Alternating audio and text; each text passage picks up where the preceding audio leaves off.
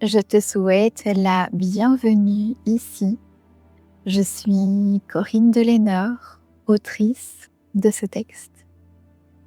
Ici, mes mots quittent une page pour retrouver leur souffle, leur rythme et ma voix.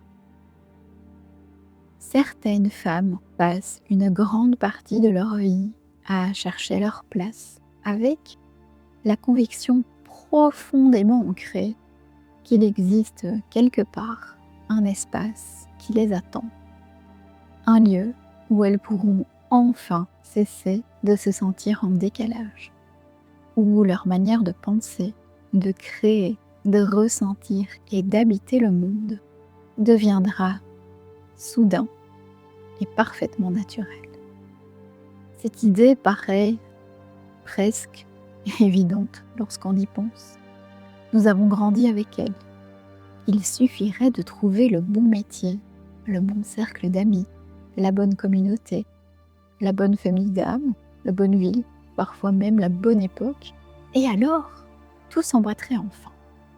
Et depuis quelque temps déjà, mon esprit se balade et il revient souvent à une autre hypothèse. Et j'avoue, elle est beaucoup plus dérangeante. Et si certaines femmes ne trouvaient jamais leur place, parce qu'aucune place n'avait été préparée pour ce qu'elles portent. L'histoire nous est souvent racontée depuis le point d'arrivée. Nous découvrons les grandes femmes lorsqu'elles sont déjà devenues des références, des pionnières, des figures inspirantes, dont les paroles aujourd'hui semblent évidentes. Avec le recul, leurs intuitions nous paraissent naturelles, leurs combats nécessaires et leur regard visionnaire. Nous oublions facilement qu'avant d'être reconnues, elles ont presque toutes traversé une période où leur présence dérangeait davantage qu'elle ne rassurait. Et leur difficulté ne venait pas d'un manque de talent, elle venait du fait qu'elles parlaient depuis un territoire que leur époque ne savait pas encore comprendre et encore moins habiter. Et je pense sincèrement que nous sous-estimons profondément ce que cela signifie. Lorsqu'une femme voit plus loin que les récits disponibles, elle passe souvent de longues années à croire que le problème vient d'elle. Elle affine alors son langage. Elle ajuste sa manière de s'exprimer.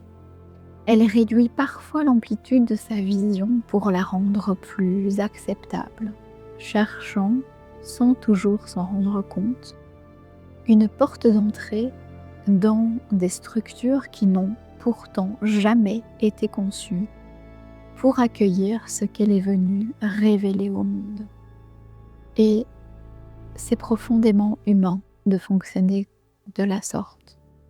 Nous sommes des êtres de clans, de tribus, et nous cherchons tous à appartenir à quelque chose, quelque part. L'appartenance est l'une des premières sécurités du vivant. Aucun enfant ne survit seul. Cette mémoire reste inscrite dans nos corps bien après l'enfance. Être accepté a longtemps été une condition de survie. Il n'est donc pas étonnant que tant de femmes passent des années tenter de devenir compatibles avec des espaces qui ne leur correspondent pas. Pour certaines cependant, cette stratégie finit par produire cette espèce de fatigue qui est vraiment très particulière. Je ne vous parle pas de la fatigue du travail, ni même celle des responsabilités. Plutôt de cette fatigue de se réduire en permanence, parce que celle qui apparaît lorsque l'on traduit continuellement sa propre perception, afin qu'elle puisse entrer dans un langage plus confortable pour les autres. Lorsque l'on apprend à diminuer l'intensité d'une intuition, à simplifier une pensée, à retenir une parole qui dépasse les contours admis, à force de réduire sa vision, on finit par rétrécir l'espace intérieur depuis lequel elle était née. Et c'est ça qui pose problème. Et ce n'est pas parce qu'une femme décide soudain de devenir différente, mais parce qu'elle découvre qu'elle consacre une énergie immense à chercher une place dans une architecture qui ne pourra jamais contenir ce qu'elle est venue porter. Ça la fatigue. Elle se lasse. Et puis, au lieu de chercher sa place, son questionnement intérieur se déplace.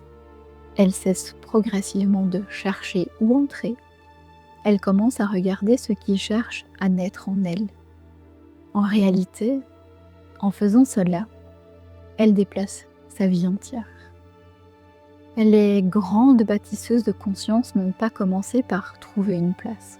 Elles ont vécu suffisamment fidèlement à ce qu'elles percevaient pour que le monde finisse lentement par s'élargir autour de leur présence. Elles n'ont pas attendu que les cartes existent pour marcher. Leurs pas ont contribué à dessiner des territoires que d'autres emprunteraient ensuite avec une forme de simplicité qui nous fait parfois oublier le prix de leur avancée. Et nous admirons volontiers les chemins une fois qu'ils sont tracés. Nous oublions presque toujours celles qui ont accepté d'entrer dans les premières forêts, où il n'existait pas encore de route, de sentier, de repères, et aucune certitude que ce mouvement finalement avait un sens. C'est peut-être pour cette raison que certaines femmes connaissent cette solitude. Elles ne vivent pas seulement en décalage avec leur environnement. Elles avancent dans un paysage qui n'appartient pas encore complètement au présent. Elles pressentent des mutations avant qu'elles ne deviennent visibles au reste du monde. Elles formulent des questions que leur époque ne sait pas encore entendre, construisent parfois des œuvres, des pensées ou des manières d'habiter le monde qui ne trouveront leur pleine résonance que bien plus tard. Longtemps, elles croient chercher leur place. Et avec les années, une autre compréhension du monde s'impose à elles. Celle que certaines existences ne sont pas appelées à entrer dans des formes déjà établies. Elles participent à leur déplacement. Elles agrandissent les contours du pensable. Elles rendent plus tard habitable un espace qui jusqu'alors n'existait pour personne. Lorsque cet espace finit enfin par devenir évident, l'histoire se souvient rarement de la fatigue silencieuse qu'il a fallu traverser pour lui donner naissance. Pourtant, chaque fois qu'une femme reste fidèle à une vision encore sans territoire, elle ouvre bien davantage que son propre chemin. Elle élargit le monde de toutes celles et ceux qui marcheront un jour derrière elle. Je vous remercie pour votre écoute. J'espère que ce texte aura pu éveiller quelque chose en vous. Vous pouvez bien évidemment retrouver l'intégralité de mes textes sur ma page Facebook au format texte, mais certains d'entre eux également au sein de quelques-uns de mes livres, et poursuivre ainsi la traversée grâce aux liens placés dans la description. Je tiens à préciser que ce texte et cet enregistrement sont protégés par le droit d'auteur. Merci de respecter leurs sources, leur intégrité et la voix qui les porte. À tout bientôt pour une nouvelle lecture.